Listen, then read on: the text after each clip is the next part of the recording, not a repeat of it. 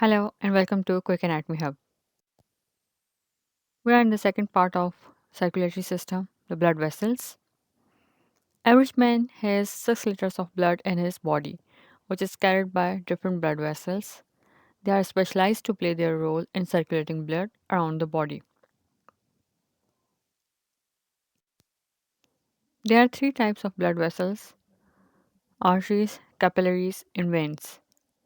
Oxygenated blood flows to the body through arterial blood vessels, except the pulmonary arteries, which carry deoxygenated blood from right side of the heart to the lungs to get oxygenated. The largest artery arising from the heart is called aorta.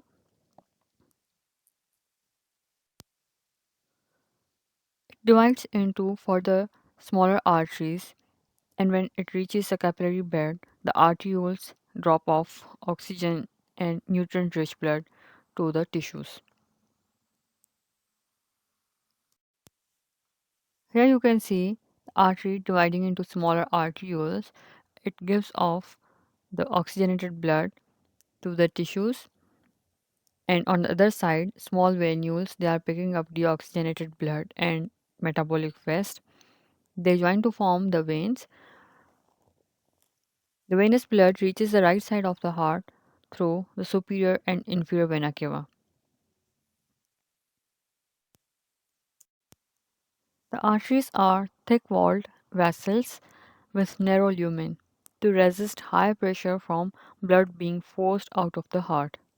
Diameter and thickness of arteries decreases as they divide or branch off. The walls of arteries and veins are of three layers.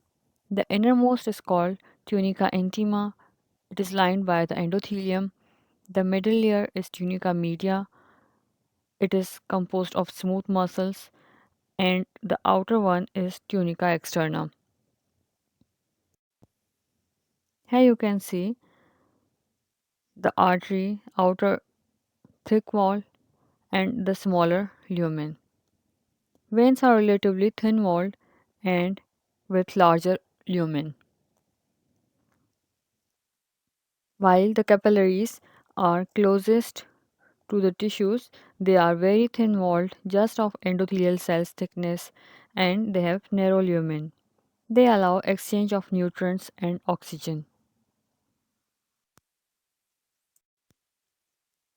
The heart, which is supplying blood to all of the body, it gets its own blood supply from ascending aorta, and the branches are called coronary arteries, while the deoxygenated blood is drained into the right atrium through coronary sinus. So here is a quick review. We have discussed the blood vessels, arteries, capillaries, and veins. Arteries are thick-walled with narrow lumen. They carry oxygenated blood. After division, they form the arterioles, and on the capillary bed, they deliver the oxygenated and nutrient-rich blood to the tissues or cells. While the capillaries are with the narrow lumen and thin wall, they allow the exchange of oxygenated blood and the nutrient rich blood. On the other side, small venules, they pick up the deoxygenated and metabolic waste. They join to form the veins, and finally they are drained into the right atrium through superior and inferior vena cava. We have also discussed the blood supply of heart. It is from the coronary arteries arising from ascending aorta, and it is drained. The deoxygenated blood is drained into the right atrium through coronary sinus. This was the second part of the circulatory system, the blood vessels.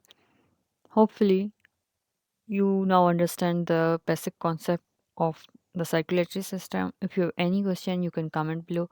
Thank you.